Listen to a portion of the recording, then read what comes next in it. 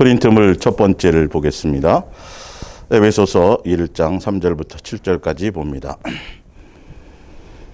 찬송하리이다 하나님 곧 우리 주 예수 그리스도의 아버지께서 그리스도 안에서 하늘에 속한 모든 신령한 복을 우리에게 주시되 곧 창세전에 그리스도 안에서 우리를 택하사 우리로 사랑 안에서 그 앞에 거룩하고 흠이 없게 하시려고 그 기쁘신 뜻대로 우리를 예정하사 예수 그리스도로 말미암아 자기 아들들이 되게 하셨으니 이는 그가 사랑하시는 자 안에서 우리에게 거저 주시는 바 그의 은혜의 영광을 찬송하게 하려는 것이라.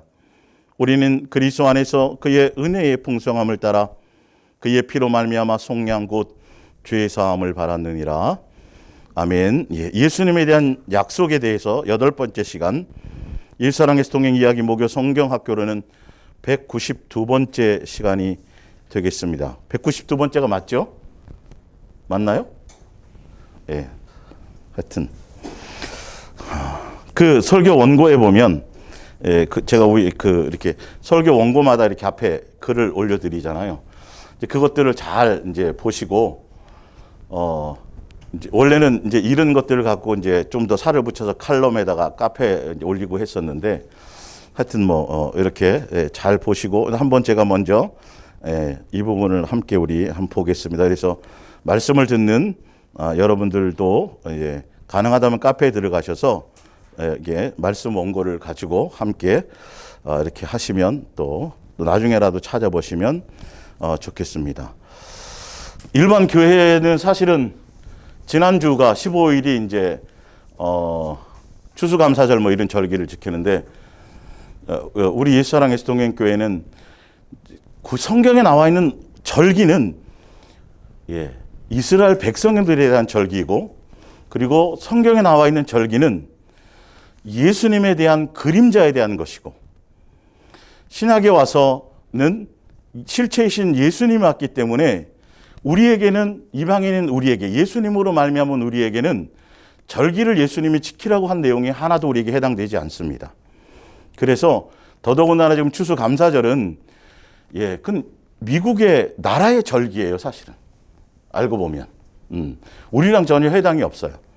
그래도 안 하는 것보다 평상시에 감사하시고 절기를 향해서 가는 것들은 하라고 성경에 성찬을 하고 침례를 행하라고 그랬으니까 하라는 걸 제대로 하고 해당되지 않는 것에 대해서 우리가 성탄절, 부활, 지금 살아계셔서 우리 부활하셔갖고 우리와 함께 동행하시는 그 예수님께 집중하는 것이 정상적인 건데 우리 멋대로 그렇게 뭘 해서 드린다고 우리끼리 잔치를 드리고 예수님을 위해서 뭘 한다고 하지만 실질적으로 예수님과 관계없는 것이 우리가 삶이 달라지지 않고 예수님이란 경외와 공경으로 우리 삶의 현장에서 그 절기만 하고 그 다음에 끝나는 것이 아니라 매일매일의 일상을 예수님과 함께 동행하며 예수님께 대한 감사와 경외와 존중으로 살아가는 그 자체가 예수님께 온전히 공경을 드리는 것이기 때문에 그래서 최근 들어서 혹시 이제 이렇게 들어와서 말씀을 듣는 분들이 왜 저 교회는 안 드리지 그럴까봐 제가 일단 말씀을 드립니다.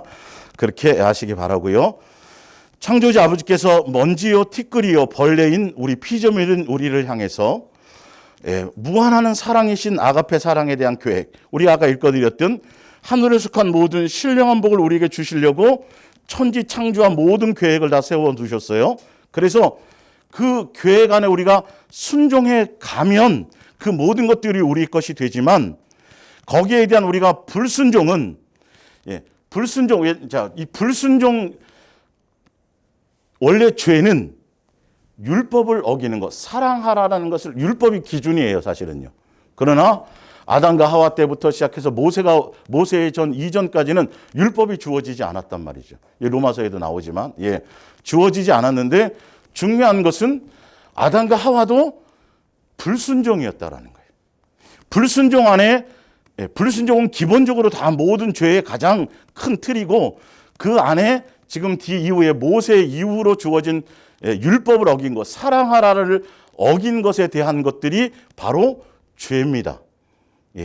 그래서 분명히 예수님, 불순종하는 어떤 것들, 성경대로 살아야 되는데 그대로 살지 않는 그 모든 것들은 우리가 잠깐 내가 화낸 건데 잠깐 내가 시기한 건데 잠깐 내가 질투한 건데 내가 누구 살인하지 않은 죄의 경중을 따질 것이 아니라 그 모든 예수님의 뜻에 성경 말씀대로 그 뜻대로 우리가 순종해 가지 않는 그 자체가 예수님이 우리를 향한 펼쳐놓으신 아가페 사랑에 대한 그 엄청난 것들에 대한 사랑의 배신이라는 것을 우리는 지난주에도 제가 초반에 말씀드렸죠. 그것이 우리 깊이 있게 박혀져야 계속 짐짓죄를 짓는다든지 반복해서 쉽게 그것들을 생각하는 것들에 대해서 우리가 달라질 수 있다는 것이에요. 그러니까 단순히 그거 하나 잘못했는데 뭐 요거 하나 어겼는데가 아니라 그 한 번의 행위가 아담과 하와가 선악과 뭐 먹을 수도 있지만 했던 그 한 가지의 사건이 이거는 사랑에 대한 배신이고 전 인류에 대해서 그럴 줄은 몰랐단 말이죠. 그들이요. 그래서 우리는 이런 부분에 대해서 예수님이 우리에 대한 은혜와 사랑이 크면 클수록 우리에게 베푸시고자 하는 은혜 그 은혜에 대한 것들이 엄청나면 할수록 그것에 대한 말씀에 대한 불순종은 그 뜻대로 살아가지 않으면 우리에게 베풀시려고 했던 그 은혜의 폭만큼 우리는 그것에 대한 죄가 된다는 걸 아셔야 되고 그 사랑에 대한 배신인 것을 아셔야 돼요. 거기에는 율법 중에 어떤 걸 하나를 어겼든지 간에 다 동일하게 적용이 되는 거예요. 야, 너는 나 거짓말했잖아. 너는 살인했네. 이런 짓 하는 게 아니라니까요. 거짓말이든 살인이든 그 어떤 것이든지 간에 사소한 것이 없어요. 예수님과 우리의 관계에서는 예수님이 우리를 향한 그것 때문에 결론은 그것이 빌미가 되어서 우리는 예수님이 계획해 놓으신 진리의 길을 가지 못하기 때문에 이 엄청난 것을 아셔야 되는데 이제 그 부분은 사실 이제 그 앞에 제가 그걸 좀 죄에 대해서 좀 구체적으로 다뤄드리려고 이제 해놨지만 일단은 이제 그러다 보면 또 로마서가 좀 이렇게 시간이 지체될 것 같아서 지난주에 이어서 일단 로마서부터 넘어가고 시간이 허락되면 앞에 그 죄에 대한 부분들 그래서 율법을 지켜야 되는 어떤 그런 부분들에 대해서 좀 더 시간을 내서 다루어 드리겠습니다. 그러나 일단은 지난주에 로마서 3장 31절까지 해드렸고 현대어 성경으로 로마서 4장 1절부터 함께 읽어나가면서 가겠습니다. 그래서 로마서 3장 31절에 보면 그러면 우리는 믿음으로 구원받았으니 이제 하나님의 율법을 지킬 필요가 없을까요? 아니죠. 그 반대로 예수님을 믿음으로 구원받았기 때문에 이제는 그 믿음으로 말미암아 뭐가 돼야 된다고요? 율법을 지켜 열매 맺는 사람이 되어야 된다는 것이죠. 그것이 목적이었으니까요, 사실은. 그래서 예수님으로 말미암아서는 그것이 순종으로 가서 예수님을 믿는다면 그 율법의 행위에 대한 것을 통해서 열매를 맺게 돼. 사랑의 열매를 맺게 되어져 있는 것이 예수님의 계획표 가운데 있었다. 우리를 양육하는 계획표 가운데 있었다라는 것입니다. 그래서 3장 31절을 건너뛰어서 로마서 12장, 13장, 14장 이렇게 넘어가 보면 사실은 바로 연결될 수 있어요. 그러면서 교회를 얘기하고 그래서 예수님을 믿어서 예수님과 혼인 관계에 대한 비밀이신 교회로서의 어떤 관계가 형성이 되면 그로 말미암아 사랑의 열매를 맺게 되는 관계가 되어지고 쭉 그렇게 나와요, 계속. 그래서 14장에 보면 비판하거나 판단하지 말라부터 시작해서 세계명에 대한 것을 계속 다루어 주시는 것이죠. 그 열매를요. 자, 근데 사도 바울은 또 4장을 통해서 다시 이제 아브라함과의 관계를 끄집어내면서 또 예수님에 대해서 얘기를 합니다. 자, 4장으로 1절부터 가봅니다. 우리 유대 민족의 조상인 아브라함만이 해도 믿음으로 구원받는 이 문제로 어떤 경험을 하였습니까? 하나님께서 그를 받아들이시는 것이 과연 그가 선한 일을 했기 때문입니까? 정말 그렇다면 그는 그 일을 자랑하고도 남을 만하지요. 그러나 하나님이 보시기에 아브라함은 내세울 자랑 것이 하나도 없습니다. 그래서 성경에도 여호와께서는 이렇게 믿는 아브라함을 흐뭇하게 생각하시고 그를 인정해 주셨다고 기록되어 있는 것입니다. 왜 그러냐면 율법을 지켜야 되지만 율법을 지키는 사람의 어떤 선한 행위로 구원의 길을 여신 게 아니에요. 예수님의 계획은 창조 때부터 누구를 믿음으로 예수님을 믿음으로 말미암아 구원받는 이거는 불변의 진리예요. 그러니까 아브라함이 선한 일을 했든 안 했든 그것과는 구원과는 관계가 없다라는 거예요. 이게 좀 이걸 기본으로 깔고 가지 않으면 율법의 용도에 대해서 정확하게 인지하고 가지 않으면 자꾸 논리가 헷갈려요. 이게. 지켜서 구원과 자꾸 아니 지키는 건 구원하고 관계 없는 거라고 사실 알고 보면요. 예. 근데 예수님을 믿음으로 되는데 정말 예수님을 믿는다면 그 믿음 안에서는 행위까지를 포함한 믿음을 얘기하고 있는 거예요. 로마서를 통해서 아브라함이 이제 그 행위까지 포함하고 있다라는 것을 제가 이제 바로 증명을 해드릴 거예요. 이제 그것이 쓰여져 있는 것들을요. 예. 3절에 그래서 성경에도 여호와께서는 4절 그러니 아브라함이 하늘나라에 들어갈 자격을 얻은 것은 그가 선한 일을 했기 때문이 아닙니다. 구원은 그렇죠? 예. 구원은 선한 일하고 관계없어 우리 인간에게 있는 것이 아니에요. 예. 값없이 주는 선물에 그냥 주는 거예요. 이거는 그 방법이 아니면 구원받을 방법이 없어요. 그 방법이 아니면 성령 우리 안에 모실 방법이 없어요. 이해가시죠? 예. 만일 선한 일을 해야 구원을 받는다고 한다면 어떻게 구원을 값없이 주는 선물이라고 할 수 있겠습니까? 자기가 일한 대가로 얻으려고 하는 사람에게 구원은 주어지지 않습니다. 비록 죄인일지라도 하나님의 진노로부터 자기들을 구원하여 주실 분은 오직 그리스도뿐이심을 믿을 때 하나님께서는 그들을 올바른 사람으로 인정해 주십니다. 또 예수님 아니면 안 된다고 얘기하죠. 그죠? 그러니까 정말 진짜 온전한 구원의 길을 갈 사람들은 누구를 놓치면 안 돼요? 예수님 놓치면 안 돼. 다른 분주하면 안 돼요. 삶에서. 어떤 이유로든지 간에. 삶의 여유를 가져야 돼요. 예수님께 집중할 시간들을 가지셔야 돼요. 어느 정도 훈련이 되어지기까지는요. 다윗은 구원받을 자격이 없는 죄인이 하나님께 죄 없는 자라고 선언받은 행복을 이렇게 말하고 있습니다. 얼마나 복되랴. 허물을 용서받은 이들은 죄 지었으나 다시 가리움을 받은 이들은 얼마나 복되랴. 마음이 간사하지 않고 여호와께서 죄를 묻지 않는 이들은 그러면 이제 이 복은 그리스도를 믿으면서 동시에 유대교의 율법을 지키는 사람에게만 주어지는 것인지 아니면 유대교의 규칙은 지키지 않더라도 그리스도만 믿으면 주어지는 것인지 의문이 생. 자, 구원은 율법하고 관계 있어요, 없어요? 없어요. 그 율법의 기능은 할 수 없다는 걸 알게 하고 죄를 알게 하고 그래서 누구에게로 나가게 한다?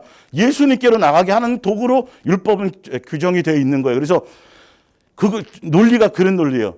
그러니까 그거랑 관계 없으니까 유대인이 아닌 율법을 갖지 못한 이방인들도 누구만 믿으면 그렇죠. 예수님만 믿으면 이렇게 아주 쉽게 논리가 되어 있죠. 설명을 제가 드리니까. 예.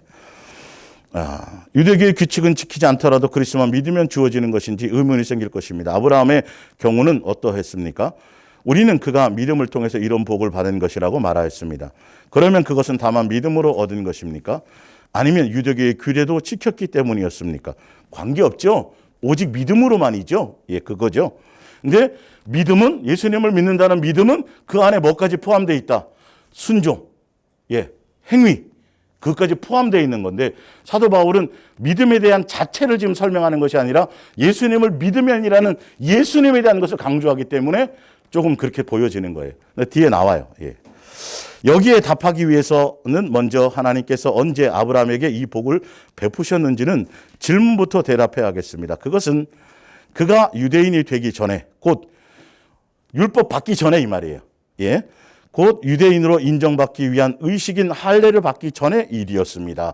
구원과는 관계없다라는 거예요. 율법 자체가요. 아브라함이 이 할례를 받은 것은 하나님께서 그의 믿음을 보시고 그에게 복을 내리시겠다고 약속하신 때부터 훨씬 뒤의 일이었습니다. 아브라함은 할례를 받기 전부터 이미 믿음을 가지고 있었습니다. 이런 까닭에 하나님께서는 그를 받아들이셔서 하나님 보시기에 올바르고 선한 사람이라고 선언해 주셨습니다. 할례의 의식은 그 확인의 표현입니다. 말하자면 아브라함은 유대교의 율법을 지키지 않아도 믿음으로써 구원을 받는 사람들의 조상인 셈입니다. 믿음의 조상이라는 말이지요. 그러므로 우리는 이런 규칙을 지키지 않는 사람들도 믿음으로 하나님 앞에서 의롭다 하는 인정을 받게 된다는 사실을 알 수 있습니다. 쉽죠, 그죠? 예, 12절. 동시에 아브라함은 할례 받은 유대인의 믿음의 조상이기도 합니다. 그들은 아브라함의 경우를 통해 오직 할례만이 구원의 길이 아니라는 것을 깨닫고 아브라함이 할례 받기 전에 가졌던 것과 같은 믿음을 본받게 될 것이기 때문입니다. 유대인들도 마찬가지 무엇으로요? 믿음으로요. 예. 율법 받기 전에 주었던 그 믿음으로 되어진다라는 걸 얘기한다라는 것이. 그러므로 하나님께서 온 땅을 아브라함과 그 자손에게 주겠다고 하신 약속은 아브라함이 하나님의 율법을 지켰기 때문이 아니라 하나님께서는 자신의 약속을 반드시 지키는 분이라는 것을 아브라함이 믿었기 때문에 주어졌다는 것이 분명합니다. 그런데도 여러분이 하나님의 복은 율법을 지키는 사람에게만 주어진다는 것 주장한다면 믿음을 가진 사람에 대한 하나님의 약속은 의미가 없다. 믿음이란 어리석은 것이다 라고 말하는 것이나 같습니다. 15절에 그러나 실상은 어떻습니까? 우리가 아무리 하나님의 율법을 지켜서 하나님의 복과 구원을 받으려고 노력한다 해도 우리는 언제나 그의 진노를 사는 결과를 가져올 수밖에 없지 않습니까? 왜냐하면 창조할 때부터 예수님으로 이 구원의 길을 예정해 놓으셨으니까요. 그분의 법대로 순종하지 않으면 방법이 없어요. 근데 인간으로 말미암아 뭘 하겠다라는 자체는 그 자체가 죄악이라는 것이죠. 모든 율법을 다 지킨다는 것은 불가능하니 말입니다. 따라서 율법을 어기지 않는 한 가지 방법은 어길 수밖에 없는 율법을 갖지 않은, 아예 율법이 없거나, 법이 없으면 되겠죠, 그냥. 없거나, 하나님께서는, 그것뿐입니다. 하나님께서는 우리의 믿음을 보시고 값없이 주시는 선물인 복을 베풀어 주십니다. 만약 우리가 아브라함과 같은 믿음을 가지고 있기만 하면 유대인의 관습을 따르냐, 따르지 않느냐에 구애받음이 없이 하나님의 복을 확실하게 받을 수 있는 것입니다. 이같이 아브라함은 신앙적인 면에서 우리 모두의 조상, 그러니까 이스라엘 백성들도 사실 알고 보면 절기가 별 의미가 없는 거예요. 그 절기 자체가 누구를 예표하는 거라고요? 예수님이란 믿음을 가지라고 주어진 것이기 때문이에요.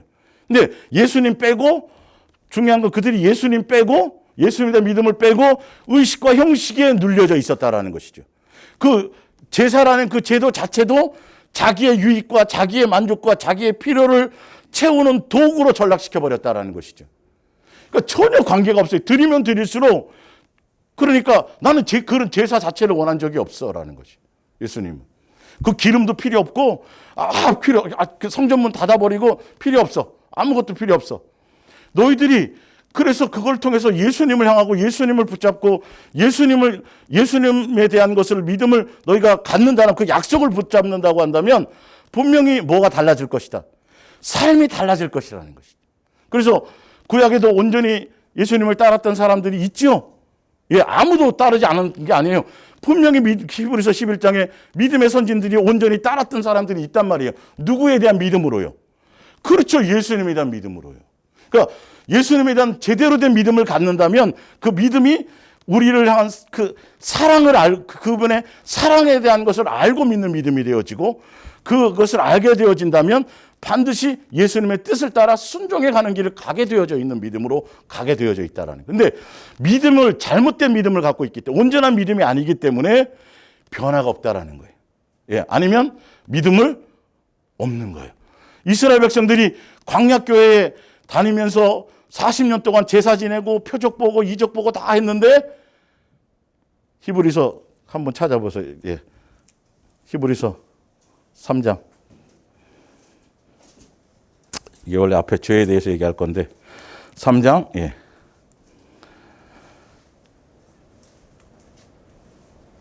16절 듣고 격려하게 하시던 자가 누구냐? 모세를 따라 애굽에서 나오던 모든 사람이 아니냐? 또 하나님이 40년 동안 누구에게 노하셨느냐? 그들의 시체가 광야에서 엎드러진 범죄한 자들에게가 아니냐? 또 하나님이 누구에게 맹세하사 그의 안식에 들어오지 못하리라 하셨느냐? 곧 순종하지 않는 자들에게가 아니냐? 이거로 보건대 그들이 믿지 아니함으로 능히 들어가지 못했대요. 아니, 침례 받았는데요. 만나와 메추라기 먹었는데요. 예수님께로 가르침을 받았는데요. 구름기둥 불기둥으로 인도받았는데요. 믿음이 없었어요. 그 안에 있었고 체험을 했지만 40년 동안 그 기둥 안에 살고 있는데도 결론은 예수님의 뜻에 순종이 없었다라는 거예요. 순종, 믿으면 순종이 열매가 있죠. 그러나 믿었더니 여호수아와 갈렙은 다른 사람과 틀렸어요, 안 틀렸어요? 틀리잖아요. 안악자손이 어떻든 말든 간에 전혀 신경을 안 써요. 그냥 예수님이면 된다라는 것이죠. 온전한 마음으로 따랐다고 되어져 있잖아요. 그것이 중요하다니까요. 교회에 앉아 있는 것이 중요한 게 아니라 직분을 맡고 목회를 크게 하고 뭐 대단한 일을 하고 선교를 많이 하고 이런 일이 중요한 게 아니라니까요. 예수님과 나와의 실제의 관계란 말이에요. 내 삶에 정말 예수님에 대한 것으로 온전한 사랑의 열매가 맺느냐는 것이죠. 그게 실체예요. 광야교회 성도들이 믿음이 없었다. 이해가 안 되죠. 이해가 안 가잖아요. 믿음이 없어서 못 간 거예요. 예수님이 뭘 안 해줘서가 아니라 사실은. 그렇게 믿음을 주려고 그렇게 표적 보여주고 이적 보여주고 먹여주고 입혀주고 다 돌봐주고 구름길 인도해 주었는데도 안 믿어요. 안 믿어요. 자기 정욕 때문에.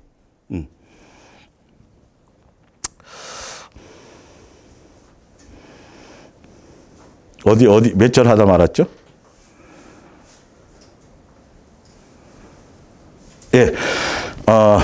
16절 중간에 하나님의 복을 확실하는 받을 수 있는 것은 이같이 아브라함은 신앙적인 면에서 우리 모두의 조상입니다. 성경에 하나님께서 아브라함을 많은 무리의 조상이 되게 하셨다는 것은 바로 이 일을 두고 하신 말씀입니다.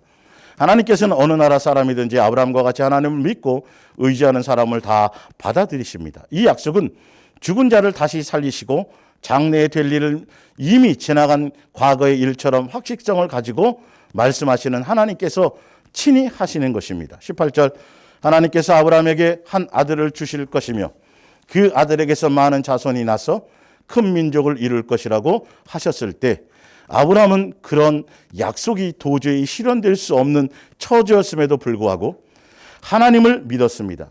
그의 강한 믿음은 자신의 나이가 이미 100살이 다 되어 죽은 몸이나 다름없거나 아내 사라 역시 아기를 갖기에는 너무 늙었다는 사실을 조금도 염려하지 않았습니다. 염려를 하기보다는 오히려 하나님에 대한 믿음이 더욱더 강하게 자라 아직 그 일이 실현되기도 전에 자기에게 이루어질 복을 생각하고 하나님을 찬양하였습니다. 21절 하나님께서는 어떠한 약속도 실행할 수 있다고 하실 수 있다고 확신하고 있었던 것입니다.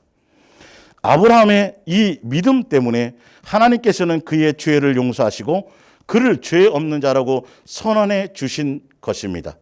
하나님께서 그를 받아들여 의롭다 하고 인정하신 이 복된 선언이 기록된 것은 단지 아브라함만을 위한 것이 아니라 우리들도 위한 것입니다.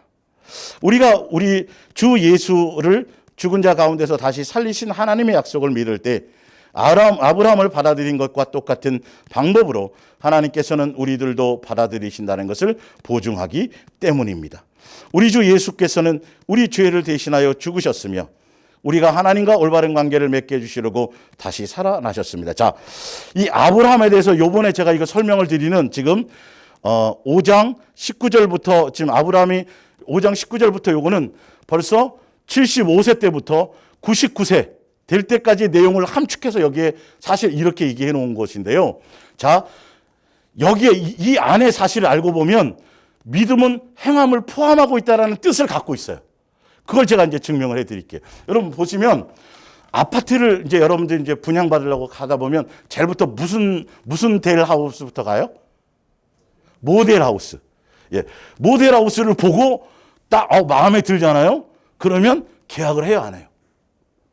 건물은 없어요, 지금. 건물은 없는데 모델 하우스를 보고 마음에 든다라고 이제 계약을 딱 해요.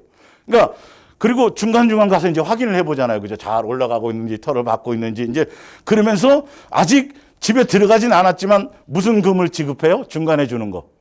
중도금. 아파트를 다 분양들 한 채씩은 다 갖고 계신가 보네요. 예. 하여튼. 그 정도는 갖고 있어야 되잖아요. 자, 그 중도금을 낸단 말이에요. 그죠? 중도금을 내고. 그리고 이제 또 입주하기 전날 미리 또 이제 가보잖아요. 확인 다시 해보잖아요. 그죠? 키를 받아서 완전한 키를 받지는 않지만 다 해서 이제 잔금을 치르고 이제 가서 미리 이제 다 답사를 보고 제대로 된다. 뭔가 좀 하자가 있거나 뭐 이렇게 돼 있으면 문제를 제기하고 이제 입주를 아직 안 하겠죠. 예. 그래서 잔금까지 치르고 집에까지 문을 열고 집에 들어가서 사는 거가 아니라 사는 것으로 끝난 게 아니라 뭐까지 이전이 돼야 돼요? 등기까지 이전이 되어져야 제대로 대한 믿음의 결과를 갖는 거죠. 근데 우리가 모델하우스만 보고도 뭘 한다라고요? 계약서를 쓰고 중간중간 돈을 지불한다라는 것은 벌써 등기 이전까지 될 것에 대한 뭐를 갖고 있는 거예요? 그것에 대한 믿음을 포함하고 있는 거란 말이에요. 사실 알고 보면. 예. 자, 그래서 이제 자, 우리 현대 성경 말고 예. 보여드릴게요. 예. 창세기 15장.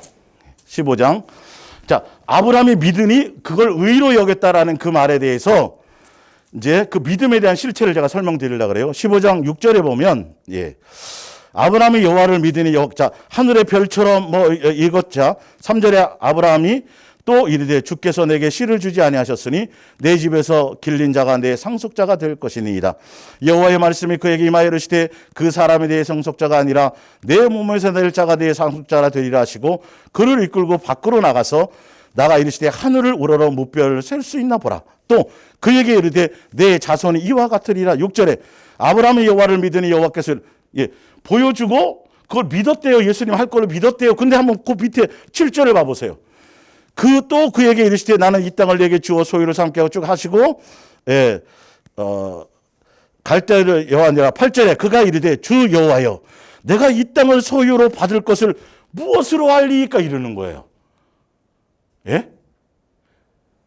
무슨 말인지 알겠죠?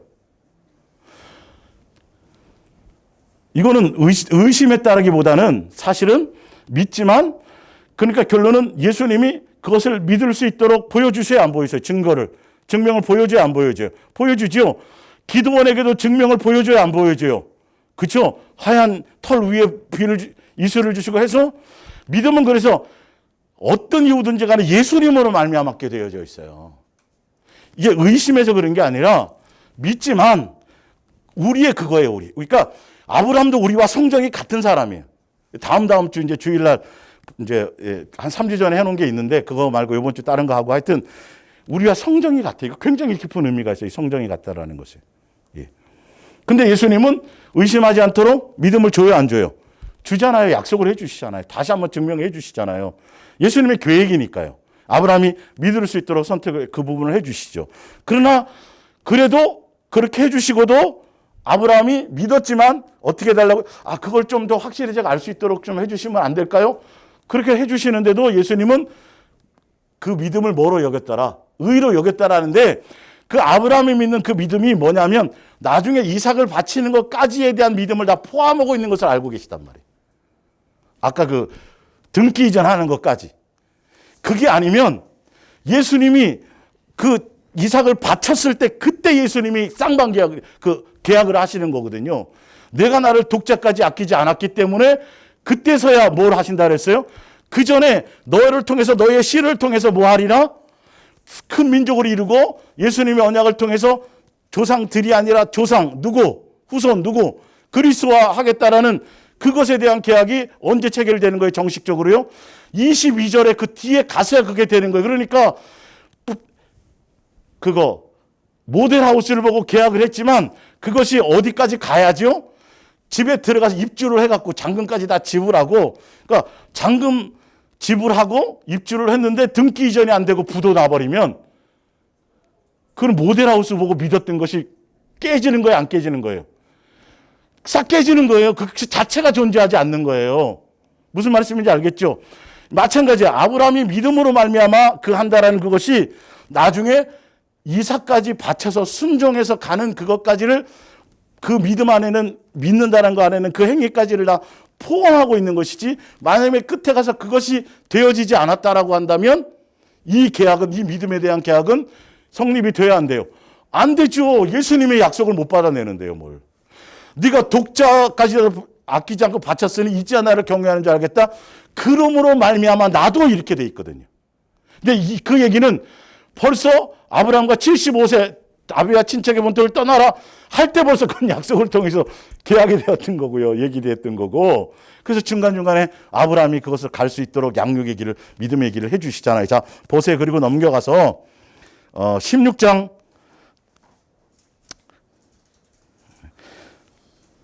16절에 보면 그런데도 불구하고 언제 어떻게 누구라는 이름으로 뭐 구체적인 방법이 없으니까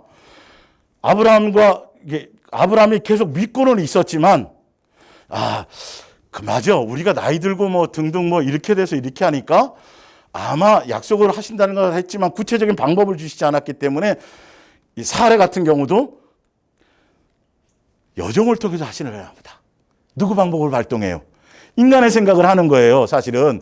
그리고 아브라함도 주신다고 했는데 구체적인 어떤 그것에 대한 설명이 없으니까 그래, 맞아. 그럴 수도 있겠다. 논리적으로 순리적으로 봤을 때 사례는 그렇고 뭐 했지만 사실은 뭐 했더라? 여종을 통해서라도 자식을 받으면 그런데 후손이 맞잖아. 너 씨가 맞잖아. 그렇게 생각하고 해서 몇 세 때? 86세 때 이스마엘을 낳아요. 그렇다 해서 예수님 할 거에 대한 믿음이 무너진 건 아니에요. 무슨 말씀인지 알죠? 예. 86세에 낳아요. 그리고 지금 그 밑에 17장 1절에 바로 딱 가가지고 99세 때 나타나세요. 99세 때 나타나시면서 할례를 베풀어라 이렇게 해요. 너 집에 있는 종부터 할례를 베풀으라고 얘기하면서 9절을 볼게요. 17장 9절에 하나님이 또 아브라함에게 이르시되 그런즉 너는 내 언약을 지키고 내 후손도 대대로 지키라. 그러면서 17절에 아브라함이 엎드려 웃으며 마음속으로 이르되 100세 된 사람이 어찌 자식을 낳을까?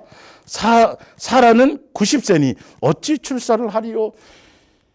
이 부분은 예수님이 할 것에 대한 의심에 대한 부분이 아니라 의심을 했다는 분이 아니라 그렇게 예수님이 또 나타나셔가지고 제대로 어떻게 하시니까 99세 때 할례라. 그러면 그 다음 해에 그 뒤에 보시면 그러니까 일단 18절에 볼게요. 아브라함이 이에 하나님께 아뢰되 이스마엘이나 하나님 앞에 살기를 원하나이다. 예수님이 주신다는 거 의심하진 않아요. 믿지만 이게 참 좀 그러네. 여러 가지 상황과 정황에 대해서 이런데 이게 그냥 이스마엘이 있으니까 그냥 하면 안 될까? 그랬더니 예수님이 재차 확인을 시키시면서 아니다. 너의 씨로 말미암아 내가 약속한 씨가 그 이스마엘이 아니라 내가 내 방법대로 줄 약속의 자녀를 그 밑에 보면 21절에 내 언약은 내가 내년 이 시기에 99세 때 오셨으니까 사라가 내게 낳은 이삭과 세우리라. 이때 이제 정식적으로 이름을 얘기하시고 구체적인 방법을 설명해 주시는 거예요. 그러면서 그것에 대한 믿음을 가졌기 때문에 23절에 보세요. 이에 아브라함이 하나님이 자기에게 말씀하신 대로 이날에 그 아들 이스마엘과 집에서 태어난 모든 자와 돈 다 해서 뭘 베풀러요? 할례를 베풀러요. 그러니까 다시 또 확인을 시켜 주셨어요. 이스마엘을 낳았지만 99세 그리고 이제부터는 아브라함이라고 그러고 이름을 바꿔주시고 내년에 사라를 통해서 이제는 구체적으로 이름 이삭이라는 이름을 가진 자식을 내가 너에게 줄게. 그러니까 이제는 구체적으로 정확한 언약을 맺을 터니까 이제부터는 뭐 해라? 할례를 베풀어라. 그래서 그 얘기를 듣고 아브라함이 처음에는 주시는 거 제가 의심하는 건 아니지만 지금 90세고 저 이런데요. 그래도 예수님은 뭐 하세요? 확인을 시켜주시고 했더니 아브라함이 그걸 받아들였어요? 안 받아들였어요? 받아들였기 때문에 믿었기 때문에 뭘 베풀어요? 할례를 베푼단 말이에요. 이해가 가세요? 그러니까 지금 로마서 그 부분에 지금 얘기해놨던 사도 바울이 얘기해냈던 것은 그러니까 문자적으로 해석해버리면 골치 아파지는 거예요. 전체적인 로마서에 있는 그 내용이 사실은 맞는 말이에요. 아브라함이 예수님에 대한 믿음을 가진 게 맞지만 그 믿음조차도 누구로 말미암아 예수님이 확인시켜 자꾸 주시는 것이죠. 예수님이 믿을 수 있도록 모든 것을 증명해 주고 보여주시고 인도해 주시는 거예요. 그것처럼 우리가 갖는 나는 전도를 받아본 적이 없고요. 저는 누구 인도가 아니라 전 스스로 알아서 교회를 찾아왔는데요. 스스로 알아서 찾아올 수 있도록 마음을 주신 게 누구예요? 그게 예수님이라는 거예요, 사실은요. 그러니까 하나하나 예수님이 언약하시고 그것을 이루시기 위해서 약속하신 대로 아브라함에게 그 길을 갈 수 있도록 예수님이 정황과 모든 것을 다 주시지만 그것을 아브라함이 믿고 순종해서 따라갔어요, 안 따라갔어요? 할례를 베푸는 행위가 있었어요, 없었어요? 행위가 있었잖아요. 순종했잖아요. 이런 것들이 사실은. 근데 꿈에 나타나가지고 아니면 예수님이 직접 신약시대에 오셔갖고 이러면 죽는다, 이런다, 솔로몬에게 나타나시게 말씀하시고 별의별 짓들을 다 해도 알고 깨닫고 하면서도 롯의 아내에게도 얘기해 주시고 증 다 해주셨는데도 순종해요, 안 해요? 안 하잖아요. 안 할 사람은 이게. 이해가 가세요? 최종적인 결론은 우리가 순종하라는 그게 믿는 거예요. 진짜 믿는 거라면 마지막 등기 이전까지 되어지는 것까지가 다 포함된 믿음을 얘기하는 거예요. 우리가 모델하우스를 가가지고 이제 그 계약을 하게 될 때는요. 그 중간에 부도날 줄 알면 그거는 아니죠. 계약을 안 하죠. 잔금 안 치르죠. 그것을 지금 포함하고 있는 거예요. 사례, 이제, 그렇게 얘기했더니 이제 사례는 뒤에 다시 이제 얘기를 하시잖아요. 자, 그리고, 18장에 넘어가서, 10절에 그가 이르시되 내년 이맘때 내가 반드시 내게 돌아오리니 다시 한번 확인시키세요. 아브라함에게. 그때 뒤에 사라가 뒤에 장막 뒤에서 그 얘기를 듣고 자기 처지를 보면서 순간 또 약간 웃었죠. 의심이 아니라 사실은 쑥스럽구만 이거죠. 사실 여러 가지가. 그런 정황상 이런 것들이 안 믿는 게 아니라요. 예수님 좀 그러네요. 이런 것 정도로 생각하시면 되겠죠. 그래서 사라가 속으로 웃고 이르되 내가 노쇠하였고 내 주인도 늙었으니 내게 무슨 즐거움이 있으리요. 여호와께서 아브라함에게 이르시되 사라가 왜 웃으며 이르기를 내가 늙었거늘 어떻게 아들을 낳으리요 하느냐. 여호와께 능하지 못한 일이 있겠느냐. 기한이 이를 때에 내가 내게로 돌아오리니 사라에게 아들이 있으리라. 사라가 두려워서 부인하여 이르되 내가 웃지 아니하였나이다. 이르시되 아니라 내가 웃었느니라. 믿음을 부정했다는 소리가 아니고요. 자, 그러면서 22장으로 이제 넘어가서 볼게요.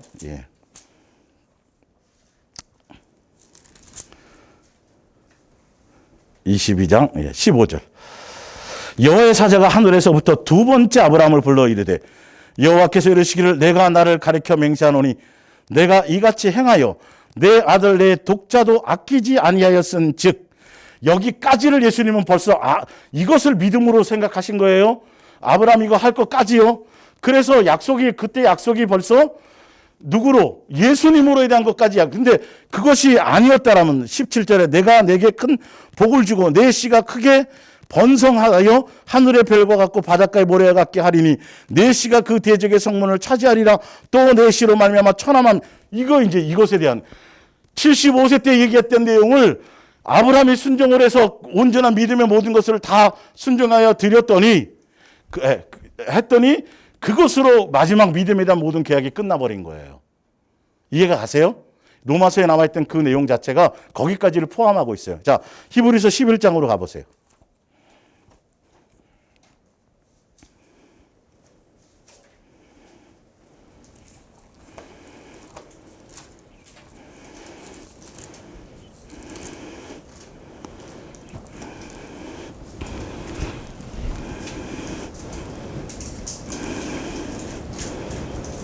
11장 17절. 아브라함은 시험을 받을 때 믿음으로 이삭을 드렸으니 그는 약속들을 받은 자로 돼 그 외아들을 드렸느니라.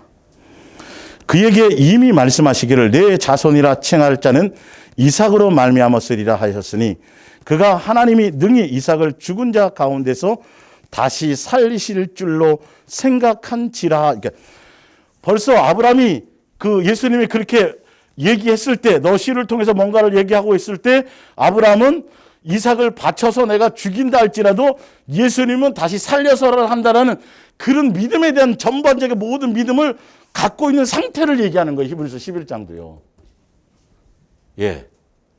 예수님에 대한 믿음이 생겨난 거예요. 그동안. 동행을 통해서 99세가 될 동안에 99세, 100세 이제 되면서 그 25년 동안 그 온전한 예수님의 신뢰의 관계가 쌓여가면서 결론은 그것까지 제대로 순종할 수 있는 것까지 이삭을 바치는 것까지. 근데 이삭을 바치게 될 때 뭘 믿고 갔어요? 그분은 그런 분이다라는 거예요. 그 약속을 지킬 분이라는 것이죠. 그러니까 앞에 그러니까 잘못 해석을 하게 되면 그러니까 거기서 앞에 부분이 예수님을 믿음으로 구원받는 거지 율법이나 어떤 선한 행위가 아니라고 얘기하는 것은 지금 그 뜻을 얘기하는 게 아니잖아요. 지금 믿음이라고 얘기하는 것은 거기까지를 얘기하는 믿음이고 여기서 선한 행동이나 어떤 행위에 얘기할 때는 믿음에 대한 행위가 아니라 율법을 지켜서 간다는 그 구원의 행위에 대해서 그게 아니다라는 얘기를 하는 거라고요. 로마서 자체도 사실은. 이제 좀 정리가 되시죠? 그러니까 로마서나 야고보서나 똑같은 얘기를 하는 거예요, 사실은. 거기에 율법이 끼어들어가지고 막 이제 율법의 역할을 막 얘기하고 막 이러다 보니까 이제 좀 헷갈리게 보일 뿐이고, 그러니까 믿음이라는 자체는 벌써 이제 로마서는 이제 다시 넘어갈게요. 로마서 넘어가서 4장 22절. 아브라함의 이 믿음 때문에 하나님께서는 그의 죄를 용서하시고 그를 여기서 믿음이라는 건 앞에 뭐 행위를 안 한 아니 할례 때도 행위했어요, 안 했어요? 행위했잖아요. 자, 보세요. 그 할례 때 행위가 어떻게 나와 있냐면 19절이에요. 19절. 그의 강한 믿음은 자신의 나이가 이미 100살이 다 되어 죽은 몸이 다 다름없다거나 아내 사라 역시 아기를 갖기에는 너무 늙었다는 사실을 조금도 염려하지. 이게 뭐 할 때였어요? 99세 때의 믿음이었다니까요. 그래서 할례를 행했어요, 안 행했어요? 행위가 있었어요, 없었어요? 믿었기 때문에 믿음에 대한 행위를 한 거예요, 사실은. 사도 바울이 보는 예수님의 입장에서 아브라함에 대한 믿음을 예수님이 보시는 것은 이게 맞는 거예요, 사실은. 예. 우리도 어쨌든 예수님 보여주세요, 나타내 이러는 것이지, 믿지만 예수님 더 믿음을 가질 수 있도록 저에게 이런 의미지, 처음부터 하나도 안 믿어요. 의심해서 이 뜻이 아니란 말이에요. 사울 왕과는 틀리다고요. 다윗하고는 관계가 이게. 기도원도 마찬가지잖아요. 기도원 같은 경우도. 네. 일단 예수님의 믿음 안에 그 신뢰. 그래서 기도원도 보면 히브리서 11장에 나와요, 안 나와요? 나와요. 믿어요. 믿었는데 내 믿음을 좀 더 할 수 있도록 예수님 나를 좀 가르쳐 주세요. 내게 좀 보여주세요. 이러는 거지 전혀 의심하면서 그 뜻이 아니란 말이에요. 그러니까 교회 안에 와서 믿어서 교회 안에 와가지고 예수님 말씀 듣고 이렇게 하는 것과 아예 예수님 자체를 인정하는 무슨 산속에 있으면서 전혀 그런 것에 대한 것도 없으면서 자기 멋대로 갖는 믿음은 의미가 없단 말이에요. 예수님과의 관계 안에 있어야죠. 그건 믿음이 아니죠. 뭐 이해가시죠? 그 표현이라는 그 부분에서. 성경은 사실 굉장히 정확한 거예요. 예. 그래서 죄 없는 자라고 선언해 주신 것입니다. 이 믿음은 벌써 아까 여기에 대한 것, 그러니까 그 19장 20장에 나와 있는 거 벌써 언제 거다? 99세 때에 대한 믿음이에요. 예. 그리고 밑에 이제 22절에 나와 있는 아브라함이 이 믿음 때문에라는 여기의 믿음은 언제 거고요? 15장에 나와 있는 믿음이에요. 그러니까 이게 75세 때 떠나면서 그 언약을 믿었던 그 모든 것들에 대해서는 아브라함 이제 실제로 본 건 다 이렇게 집이 다 안 지어졌는데 뭘 보고? 모델하우스 보고 한 그 얘기를 여기 이렇게 표현한 거예요. 정확하게 아시겠죠? 그 의미라니까. 그래서 제가 창세기 그 근거를 제가 찾아드리는 거예요. 99세 때에 벌써 이스마엘을 낳았어도 의심해서 낳은 게 아니란 말이에요. 그때는. 이해가시죠? 그래서 99세 때에 다시 나타나셔서 정확하게 내년 이맘때라고 말씀하시고, 그건 알겠는데요. 그거 제가 사례가 90세고 제가 99세인데 좀 그거 약속은 제가 알겠는데 그 좀 그런데 이스마엘이 있는데 이렇게 하면 안 돼요. 이렇게 얘기한 거예요. 의심한 게 아니라 사실은 그 의미와 이것을 알고 가야 되는데 성경을 인간의 입장에서 문자적으로 해석하면 맨날 충돌할 수밖에 없어요. 그럼 로마서 말이 안 맞잖아요. 사도 바울이 얘기한 게 전혀 다 거짓말이잖아요. 보면 다 의심한 것처럼 되어져 있잖아요. 그래서 다시 한번 재차 설명하시고 그렇게 이름도 내가 다 바꿔라. 이름도 바꾸고 내년에 이맘때 줄 거니까 이제부터 너가 다 제대로 된 정식 계약을 체결을 할 테니 이제 뭐 해라. 쌍방 계약이죠. 할 테니 너는 뭐 해라. 믿는다면 할례를 뭐 해라. 할례를 해라. 그래서 할례 해온 거예요. 가시죠? 이해 가시죠? 그게 순종이에요. 믿었기 때문에 할례를 한 거고 그것 때문에 사실 뭐까지 가는 것이죠. 밭이라는 것까지를 다 모델하우스 생각하시면 이해가 쉬울 거예요. 믿음은 그런 거예요. 근데 그런 것을 포함하고 사도 바울은 다 포함해서 지금 이것을 쓰고 전개하고 있는데 사람들은 문자적으로 교리에 뭔가 맞추려고 하다 보니까 봐라 아브라함이 선한 행위로 한 게 아니죠. 구원은 그걸로가 아니라 믿음으로 온데 믿음에 대한 행위를 얘기하는 건데 율법에 대한 선한 어떤 그것을 얘기하는 걸로 그 논제와 이 논제는 거기다 대입을 시키면 안 맞는 거예요. 논제 자체가 틀린 논제인데요, 뭐. 구원은 벌써 딱 길을 열어놓은 얘기인데 이걸 한국교회가 못 푼다고요, 지금. 야고보서가 바로 이걸 정확하게 표현해 놓은 것이고요, 사실 알고 보면. 예. 5장 1절. 이제 그래서 아브라함은 이제 통해서 그 믿음을 설명한 거예요, 아브라함을. 그래서 예수님으로 말미암은 믿음. 그래서 아브라함이 예수님을 온전히 믿고 온전히 따른 그 온전한 믿음, 그것을 통해서 우리에게도 그것이 혜택이 주어지는 것입니다. 그러면서 이제 예수님을 믿는 것이 주어졌고요. 믿는 다음에 보세요. 5절에 이제 우리는 하나님의 약속을 믿고 이렇게 나오죠. 예. 그 믿음으로 하나님 보시기에 올바른 자라는 인정을 받았으니 우리 주 예수 그리스도를 통해 하나님과 참다한 평화를 누릴 수 있게 되었습니다. 2절에 우리는 그리스도를 믿음으로써 지금 우리가 서 있는 이 가장 높은 특권을 가진 자리에 오르는 은총을 받았습니다. 그리고 하나님께서도 우리를 위해 행하실 모든 계획이 실제로 이루어져 나가는 것을 확신과 기쁨을 가지고 기다리고 있는 것입니다. 자, 믿었기 때문에 그 믿음으로 말미암아 이제는 무슨 길을 가게 된다? 양육의 길을 가게 된다는 거예요. 성령을 통해서. 예수님의 자녀의 신분을 회복했어요, 안 했어요? 회복했죠. 관계가 형성이 됐죠.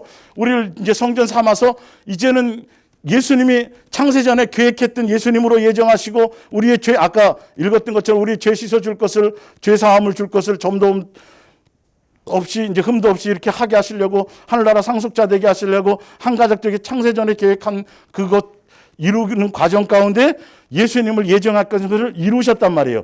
그래서 예수님을 믿게 되면 그걸로 끝나는 게 아니라 그때부터는 예수님 우리를 통해서 양육하시고 행해 나가는 길을 보여줄 거라는 얘기를 하고 있는 거예요. 양육을요. 보세요. 예. 3절에 우리는 어떤 어려운 문제와 공경에 처했을 때도 그것이 가져다 줄 좋은 이게 예수님 믿어도 그걸로 끝나고 바로 하늘나라 가는 거 아니잖아요. 이제 그때부터 양육의 길을 가는 거잖아요. 이제 예수님으로. 예. 줄 좋은 결과를 생각하며 기뻐할 수 있습니다. 시련은 오히려 우리에게 인내를 배우게 하고 인내는 강인함을 길러주어 하나님을 향한 우리의 희망과 믿음을 흔들리지 않는 굳건한 것으로 만들어주기 때문입니다. 온전한 믿음의 완성을 행하게 우리를 양육의 길로 이끄신다는 거예요. 고난을 통해서. 그렇게 되면 어떤 어려움이 닥치더라도 실망하지 않고 모든 일이 유익하다는 것을 알게 됩니다. 그리고 하나님께서 얼마나 극진히 우리를 뭐 한다는 것, 사랑하고 계시다는 것을 알게 됩니다. 하나님께서 성령을 우리에게 주시고 이제 성령이 믿었기 때문에 이제 성령을 주시는데 성령을 준다는 의미가 무엇인지 지금 설명이 들어가고 있는 거예요. 예. 성령을 통해서 성령을 우리에게 주시고 성령께서 하나님의 사랑을 우리 가운데 속에 채워주시는 까닭에 우리는 이 따뜻한 사랑을 어디서나 마음으로 느낄 수 있는 것입니다. 우리가 피할 길 없는 궁지에 빠져 있던 바로 그때 그리스도께서 오셔서 당신에게는 아무 쓸모도 없는 우리 죄인들을 위해 죽으셨습니다. 그러니까 예수님을 믿는 그 믿음, 예수님 예정해놓고 예수님을 믿는다는 그 믿음의 예수님을 믿는 우리 입장에서는 믿는 거지만 예수님의 입장에서는 우리를 향해서 뭘 베푸시는 거다? 사랑의 나타나심이요, 사랑의 확증이요, 사랑의 가르치심으로 그걸 지금 설명하는 거예요. 그게 성령을 예수님 믿으면 성령을 선물로 주시겠다. 성령을 선물로 주면 우리가 성령에 관한 전이 되어지고 성령에 관한 전이 되어짐으로 말미암아 우리가 양육의 길을 가는데 그 양육의 길을 가는 것은 그분의 사랑으로 말미암아 사랑 안에서 양육의 길을 가는 것이고 그분과 사랑의 관계를 깊게 맺어져 가는 길을 가게 될 거라는 걸 지금 그 얘기를 하는 거예요. 양육의 길에 대해서. 성령을 주시겠다라는 것에 대해서. 5장이. 예. 우리가 피할 길은, 그래서 7절, 설령, 우리가 선한 사람이라 할지라도 누군가가 우리를 위해 죽는다는 것은 기대할 수 없는 일입니다. 그런데도 죄인인 우리를 위해 하나님께서는 우리 대신 죽어 하나님의 그 깊은 사랑을 우리에게 보이셨습니다. 아가페 사랑. 그러니까 우리는 예수님을 향한 믿는 행위지만 그분은 우리를 향한 뭐의 행위예요? 아가페 사랑의 나타나심을 가리는 이제 이거야. 그래서 새 계명을 율법이라는 것은 이제 예수님을 믿음으로 말미암아 새 계명으로 바뀌었잖아요, 그죠?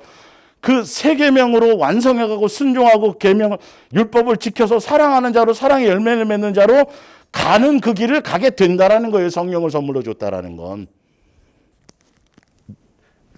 사도 바울이 정확하게 지금 설명하고 있는 거예요. 우리 가는 그 길을. 제가 그려서 설명했던 것을 제가 증명해 드리는 거잖아요. 예. 그리스도께서 죄인인 우리를 위해서도 이렇게 피 흘려 주셨으니 우리를 죄 없다고 선언하신 지금에 와서는 얼마나 더 많은 놀라운 일을 해 주시겠습니까? 이제 그리스도께서는 장차올 하나님의 진노로부터 우리를 구원해 주실 것입니다. 이 아가페 사랑을 예수님이 나타내 보여주셨다는 뜻이죠.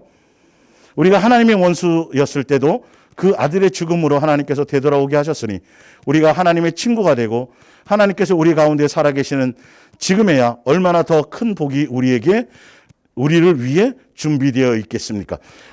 죄인 되고 원수 되었을 때 예수님을 믿음으로 말미암아 우리가 어떻게 되어져요?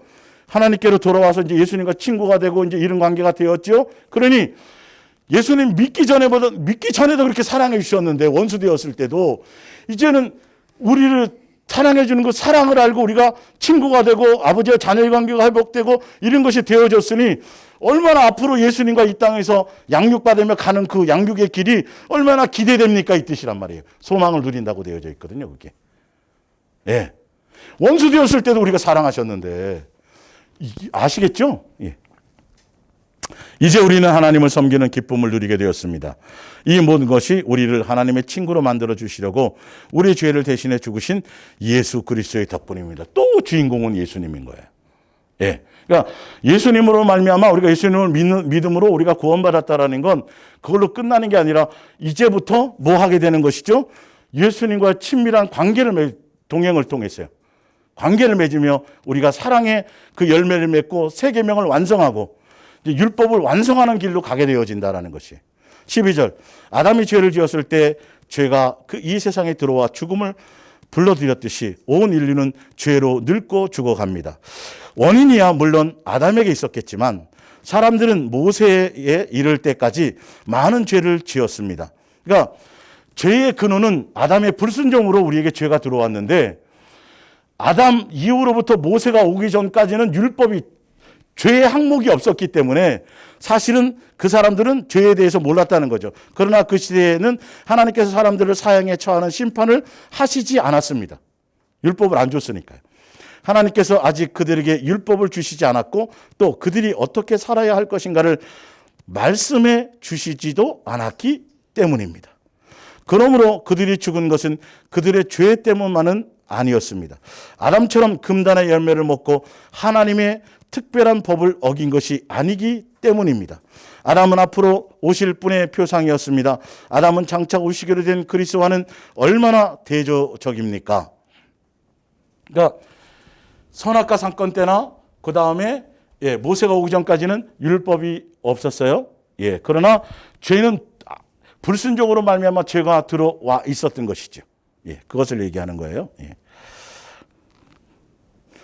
15절. 인간의 죄와 하나님의 용서 사이에는 얼마나 큰 차이가 있습니까? 아담은 자기 죄로 많은 사람을 죽음에 이르게 하였고,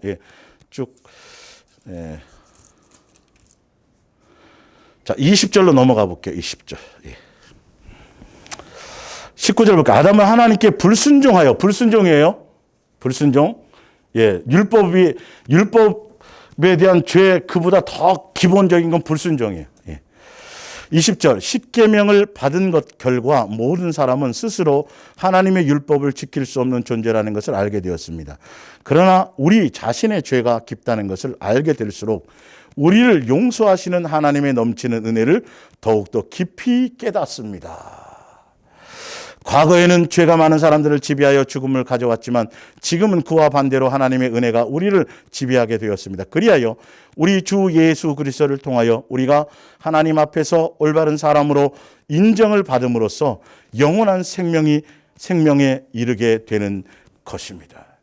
율법을 통해서 내가 이런 사람이구나 이렇게 근데 이걸 누구로 말미암아 용서받았다? 예수님으로만 그 은혜가 더 커지는 거예요, 사실이요. 예수님에 대한 감사가 더 커지는 거예요. 근데 이스라엘 백성이나 예수님 당시에 바리새인과 서기관들은 율법의 기능이 그게 아닌데, 내가 이렇게 지켰고 저렇게 지켰고 이러니까 이게 독사의 자식이 되는 거예요. 자기 의가 드러나니까. 예수님을 만나지 못했다는 소리예요. 예수님을 만났다면 예수님의 은혜로 말미암아 이거를 탕감받았네를 알게 되는데 자기네들은 죄인인지도 몰랐다니까요. 세례 침례 안 받잖아요. 소경인데도 불구하고 예수님께 안 오잖아요. 그런 것들을 우리가 인지를 해야 되는 것이죠. 6장입니다. 그러면 우리는 어떻게 해야 되겠습니까? 하나님께서 더욱더 은혜를 베푸실 수 있게 하려고 계속 죄를 저질러야 하겠습니까? 절대로 그럴 수 없습니다. 율법의 기능이 그게 아니라니까요. 율법의 기능은 죄를 지라고 알려주는 게 아니라 죄를 알고 죄에서 벗어나서 누구에게로 가라고. 예수님께로 가라고 준 기능이란 말이에요. 예. 죄를 짓지 않고도 살게 해주셨는데 계속 죄를 지어서야 되겠습니까? 우리가 그리스도인이 되고 세례를 받아 예수 그리스도의 몸의 한 부분이 되었을 때 이미 우리를 지배하던 죄의 세력은 부서져 버렸습니다. 다시 말하면 예수 그리스도의 죽음을 통해서 우리는 산산이 부러진 것입니다. 자, 6장 지금 여기서부터 제가 어디까지 읽을 때까지 여러분 이해를 잘 하셔야 되는 게 이거는 마귀의 종로로 타던 것에서 신분이 바뀌어서 우리를 건져내 주셨다라는 그 자체 상태를 얘기하는 거예요. 이걸로 우리가 죄까지 다 모든 것을 해서 완전히 죄에서 완전해서 이제 죄도 짓지도 않고 우리가 새 사람 완전 이 자체로 새 사람 되었다라는 게 아니라 이제 선택을 통해서 양육을 통해서 이제 순종을 통해서 새 사람이 되어져 간다는 과정이 뒤에 나와요. 근데 이 전체를 알지 못하고 앞에 것만 딱 보면 믿음으로 벌써 구원 받았기 때문에 다 끝난 거야. 이렇게 가르치면 큰일 나는 거예요. 한번 보세요, 이제 그것을. 죄를 사랑하는 우리는 세례를 받을 때 그리스도와 함께 묻혔고 그분과 더불어서 장사되었습니다. 그리고 아버지 하나님의 영광스러운 능력으로 그리스도께서 다시 살아나신 것 같이 우리도 그분의 새 생명을 얻어 살게 된 것입니다. 5절에 그리스도의 몸의 한 부분이 되어 그리스도께서 죽으실 때 함께 죽은 우리는 그리스도의 새 생명을 얻어 다시 태어났고 장차는 그리스도께서 부활하신 것처럼 우리도 부활하게 될 것입니다. 이 예수님이 주신 은혜와 이 믿음을 끝까지 지켜나가게 되면 이 결과가 오겠지만이에요. 예, 자 6절에 우리의 악한 옛 욕망은 그리스도와 함께 십자가에 못 박혔습니다. 그러므로 죄를 사랑하던 우리의 육신은 더 이상 죄의 지배를 받거나 죄의 노예가 될 필요가 없어졌습니다. 필요는 없어졌어요. 신분은 바뀌었으니까. 근데 우리는 여전히 그 습성대로 옛사람의 습성대로 삶은 하나도 안 바뀌었다라는 거예요. 뒤에 이제 그게 나와요. 예. 우리가 죄에 대해서 죽었으니 어떻게 죄의 유혹과 세력이 우리를 구속할 수 있겠습니까? 그리고 죄를 사랑하던 우리가 그리스도와 함께 죽었다면 또한 그리스도의 새 생명과 함께 살 것을 믿습니다. 죽은 자 가운데서 살아난 그리스도께서는 결코 다시 죽는 일이 없을 뿐 아니라 죽음도 더 이상 그분을 지배할 힘을 가지고 있지 않기 때문입니다. 그리스도께서는 죄의 세력을 꺾기 위해 단 한 번 죽으셨지만 지금은 하나님과 계속 사귀시면서 영원히 살아 계십니다. 이와 같이 여러분도 죄에 대해서는 죽은 자요 하나님께 대해서는 우리 주 예수 그리스도 안에서 새롭게 산 자라는 것을 깨달아야 합니다. 이제는 마귀의 종이 아니에요. 이제 노예가 아니에요. 예수님의 자녀예요. 신분이 바뀌었어요. 성령의 전이에요. 그래서 죄의 지배를 받으면 안 돼요. 신분은 그렇게 되어졌단 말이에요. 그런데 이제 12절부터 보세요. 이제는 더 이상 여러분의 나약한 육신의 죄의 지배에 내맡겨 육신의 욕망에 빠져들어가게 해서는 안 됩니다. 여기에 이렇게 생활이 바뀌어져야 된다는 거예요. 신분이 바뀐 것처럼 생활이 바뀌어져야 된다는 거예요. 신분이 바뀌었으니까 나머지 싹 다 우리가 순종하지 않아도 뭘 하지 않아도 열매 맺지 않아도 되는 게 아니에요. 순종이 반드시 있어야 돼요. 그게 믿는 행위란 말이에요. 뭐까지인지 알겠어요? 그러니까 문자적으로 그 앞에까지만 싹 구절을 빼내면 이게 헷갈려 버려요. 그러니까 전체의 문장을 봐죠. 무엇을 얘기하려고 하는지에 대해서. 자, 뒤에 보세요. 13절. 여러분은 육신의 한 부분이라도 죄에 내맡겨 악의 도구가 되게 하지 말고 이렇게 살면 안 된다는 거예요. 새 사람으로 가야 된다는 거예요. 양육을 받아 가야 된다는 것이죠. 죽은 자 가운데서 살아난 자처럼 여러분을 전부 하나님께 드려 의로운 일에 쓰일 도구가 되니까 예수님의 온전한 사랑 안에 들어가라는 거예요. 이제는 내 생각 내려놓고 옛사람의 생각, 옛날 죄의 생각, 습성을 다 내려놓고 이제 누구를 향해 가라. 예수님의 인도함을 따라 그 양육의 길을 가라. 거기에 순종해 가라. 그 뜻을 얘기하는 거예요. 이제 자 14절 죄가 다시 여러분의 주인이 될 수는 없습니다. 이제 여러분은 율법의 속박을 받으며 사는 죄의 노예가 아닙니다. 여러분 하나님의 은혜로 자유로운 몸이 되었기 때문입니다. 신분은 바뀌었는데요. 자 15절 그러면 이제 구원이 율법을 지킴으로써 얻어지는 것이 아니라 하나님의 은혜로 얻어지는 것이라고 해서 우리가 자꾸 죄를 지어도 이게 아니란 말이에요. 그죠? 야 믿음으로 됐고 다 됐으니까 이제는 뭐 또 이 뜻이 아니라니까요. 완전 뒤에 이제 삶을 보세요. 절대로 그렇게 해서는 안 된다라는 거예요. 예. 율법을 지켜야 된다, 안 지켜야 된다. 믿음으로 말미암아 율법을 이제는 더 온전히 지켜야 된다는 얘기예요. 절대로 안 지키면 안 된다는 소리가 이게. 예. 그 열매를 맺으며 가야 된다라는 것이에요. 예, 그것을 하니까 16절 보세요. 사람은 누구나 자신이 섬길 주인을 스스로 선택하는 거예요, 이게. 신분이 바뀌었지만 또 옛날이 좋아, 애굽이 좋아. 이러면 이제 거기 종이 끝까지 다시 또 종살이로 돌아가는 거고, 이제 예수님 안에서 자유함을 누려서 이제 그 말이죠. 가령 여러분의 죄를 주인으로 섬겨 죽음을 부를 수도 있고, 순종의 종이 되어 의에 이를 수도 있습니다. 여러분 스스로가 자신을 바치는 바로 그 대상이 여러분의 주인이 되고, 여러분은 그의 노예가 되는 것입니다. 예수님 우리를 성전 삼았다라는 것은 우리의 주인이 누구다? 예수님이다. 그러니까 이제부터는 성경에 기록된 대로 예수님의 인도하심 대로 내 생각, 마귀의 종로를 타며 살았던, 내 마음과 내 육체의 원함을 담아 살았던 그 모든 불순종의 습성들을 버리고 성령으로 인도함을 따라 뭐해요? 진리의 거룩함을 입은 새 사람으로 그렇게 순종해 가라, 그 얘기를 하는 거예요. 그게 있어야 되는 거예요, 분명히요. 끝난 게 아니에요. 예. 비록 17절, 비록 여러분이 한때는 죄의 노예가 되어 옛날에는 쪽을 택하였으나 지금은 하나님께서 명령하여 가르친 것에 마음을 다해 순종하는 자가 되었으니 하나님께 감사를 드릴 뿐입니다. 이제 여러분은 죄라는 여러분의 옛 주인에게 해방되어 의라는 새 주인의 노예가 되었습니다. 이렇게 내가 노예와 주인의 예를 드리는 것은 보다 쉽게 여러분을 이해시키려기 위해서입니다. 여러분이 전에는 온갖 죄의 노예가 되어 있었습니다. 그러나 이제는 모든 올바르고 거룩한 것의 노예가 되어야 돼요. 예수님을 닮아가는 길을 가야 돼요. 그건 순종에 어디에 순종하느냐에 따라 달려 있다니까요. 신분이 바뀌었지만. 예. 여러분은 죄의 노예로 있을 때 선한 일 따위에는 아무 관심이 없었어요. 그런데 그 결과가 어떠했습니까? 좋았습니까? 좋기는커녕 파멸만이 기다리지 않았습니까? 그래서 지금 여러분은 지난 일을 생각하는 것만으로 부끄러워 쩔쩔매는 게 아닙니까? 그러나 지금 여러분은 죄의 세력에서 해방되어 하나님의 종이 되었습니다. 그리고 하나님께서 베푸시는 은혜로 거룩해지고 영원한 생명을 얻게 되었습니다. 죄의 값은 죽음뿐입니다. 그러나 하나님께서 값없이 주시는 선물은 우리 주 예수 그리스도와 함께 사는 영원한 생명입니다. 예. 예수님과 동행하며 하나님 세상을 처음 살아 독생자를 쓰는 이런 저를 믿는 자마다, 여기 프린트물에 나와 있죠. 프린트물 예,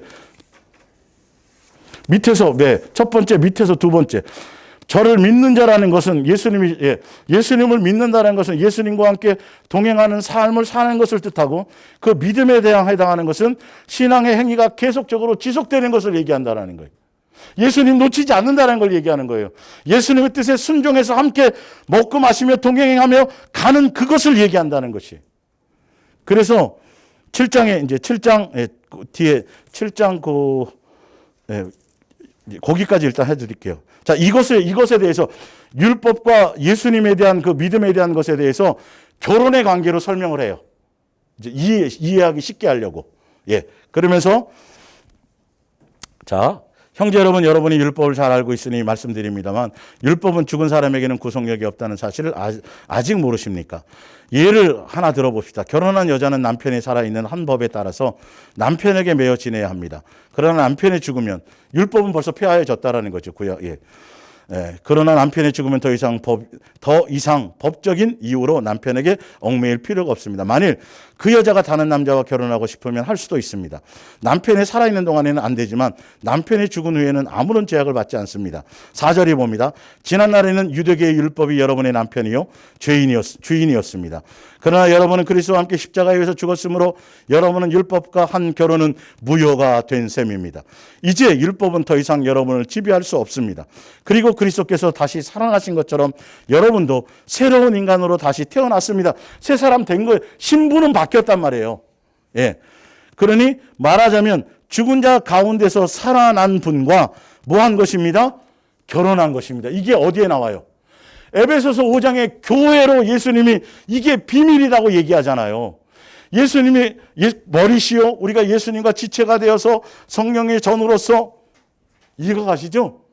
이제 진짜 제대로 되는 새 신랑과 새 신랑을 만나서, 예수 신랑을 만나서 이제는 성령의 전으로서 그분과 먹고 마시며 그분의 양육의 길을 가는 것이라는 것을 얘기하는 거예요.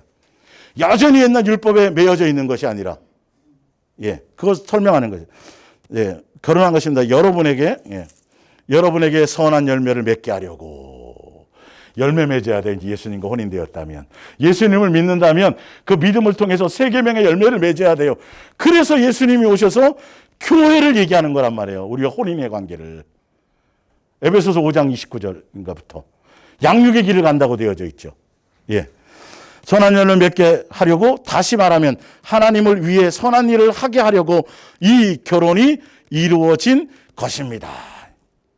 그래서 이 얘기가 사실은 어디부터 나오는 거지? 이 결혼에 대한 얘기가 로마서 12장부터 나오는 거잖아요. 교회론으로. 예. 율법으로는 우리가 그걸 순종해서 온전하게 의로워질 수가 없어요. 예수님으로 말미암아 믿어서 우리가는 구원받고 자녀의 신분 회복하고 새 사람 됐고 다 그것이 이제 해방되어졌으니 이제는 예수님과 제대로 된 관계, 신부로서의 관계를 맺어서 교회로서, 그분은 머리요, 우리는 지체로서, 그렇게 성령의 전으로서, 이해 가시죠? 그렇게 되어서 뭐 맺게 하려고요? 사랑의 열매, 선한 열매 나오잖아요, 정확하게. 예. 자, 에베소서 5장을 한번 찾아보세요. 이 부분에 대해서. 에베소서 5장.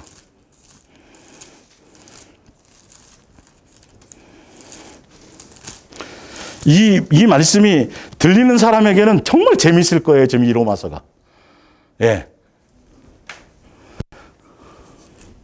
로마서 29장. 누구든지 언제나 자기 육체를 미워하지 않고 오직 양육하여 보호하기를. 그러니까 지금 예수님으로 혼인관계를 통해서 율법은 옛날 남편이고 새 남편으로 이제 돼서 교회를 통해서 성전을 삼아서 하는 것은 우리를 뭐 하게 하려고요? 자기의 몸을 성장시키는 양육하게 하려고요. 예, 그 얘기예요. 자, 그래서 열매 맺게 하려고요. 보호하기를 그리스도께서 교회에 함과 같이 함이니 우리는 그 몸의 지체임이라. 그러므로 사람이 부모를 떠나 그 아내와 합하여 그 둘이 한 육체. 그래서 아담과 하와의 혼인의 관계를 통해서 예수님이 떠나서 우리와 뭐 교회의 관계로 뭐 하려고요? 혼인의 관계 가지려고. 그게 비밀이에요. 창세전의 계획이었고. 에베소서 3장에 그 얘기가 나와요. 예, 예. 대르지는 이 비밀이 크도다. 예, 나는 그리스도와 교회에 대해 말하노라. 예. 신분이 바뀌어서 이제 예수님과 혼인 관계가 되었으니 진실하고 깨끗함으로 누구만을 사랑하며 가면 돼요? 예수님만 사랑하며 가면 돼요. 우리는 중매자이고요. 그 예수님을 통해서 이제 뭐 해라? 선한 열매를 맺어라. 사랑의 열매를 맺어라. 이거 맺게 하려고 지금 하는 거예요. 사실은. 거기까지 예수님이 죽고 믿었다는 그 믿음을 통해서 나타나는 열매들이, 그 믿음의 이후의 부분들이 예수님을 믿었으면 그 믿음을 통해서 끝나는 게 아니라 양육의 길을 가게 된다는 것을 설명하고 있다는 것이죠. 예. 그래서 그 이후에 이제 5절부터 쭉 보면 다시, 그래서 믿었는데 사도 바울이 아니 믿었는데 왜 자꾸 옛날 습성이 나오지?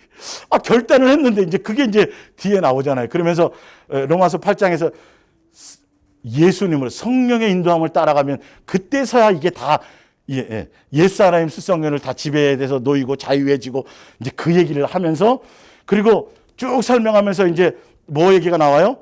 자녀의 신분을 회복했으니 이제는 성령으로 말미암아 자녀로 인침을 받고, 그래서 양육의 길을 갈 테이고 그 양육의 길을 가서 예수님의 자녀로서의 모든 온전한 신분이 잘 돼서 회복할 때를 피조물도 그냥 손꼽아 기다리고 있다. 근데 그 길을 가는 것은 예수님이 우리를 향한 그 크나큰 사랑으로 말미암아 우리가 모든 것을 견디며 그 길을 가게 될 것이다. 로마서 8장 31절 그쪽에 사랑의 얘기를 하는 거예요. 대단하죠? 사도 바울의 이 표현이요. 이 율법부터 쫙 정리를 해주잖아요. 그거는 이제 다음 주에 이제 이어서 로마서 7장 5절부터 하면서 8장 다음 주면 아마 9장 10장은 벌써 설명을 해드렸으니까 8장까지 이제 사랑에 대한 부분까지 결론의 열매 맺고 9장에 대해서 다시 한번 창세전부터 너희들을 향해서 이렇게 예수님 오랫동안 계획하시고 예수님으로 말미암아 이렇게 선택해서 그 길을 가게 하는데 너희는 왜 그렇게 이제 그 얘기를 하는 거죠. 9장부터 예수님 그냥 이름만 불러도 된다는데 10장까지 이제 였고 11장은 이제 그렇기 때문에 이방인들 너희들 이스라엘 백성이 거기 순종하지 않고 그래서 예수님이 방향을 틀었는데 이방인들 니네들도 순종하지 않으면 언제 어느 때 어떻게 될지 몰라 까불지 마 겸손해야 돼 그 얘기를 하시고 그리고 12장에 이제 그 얘기를 하는데, 그래서 이제 12장부터는 이제, 그래서 제가 아까 자꾸 연결해 드렸던 게 그 그림을 갖고 전체를 보면 로마서가 전체 부분이 이렇게 쉽게 되어지고 그 결론이 어디서부터 야고보서 2장에 정확하게 믿음에 대한 결론을 내리고, 그리고 갈라디아서도 짧은 거지만 요거에 대한 축소판이에요. 사실은 쭉 얘기하고 갈라디아서 5장에 가가지고는 성령을 따라 인도함 받으면 이제 성령의 열매를 맺는다 이렇게까지 나가잖아요. 믿는다라는 열매에 대해서 같은 이야기를 하고 있는 거예요. 자, 우리 기도하겠습니다.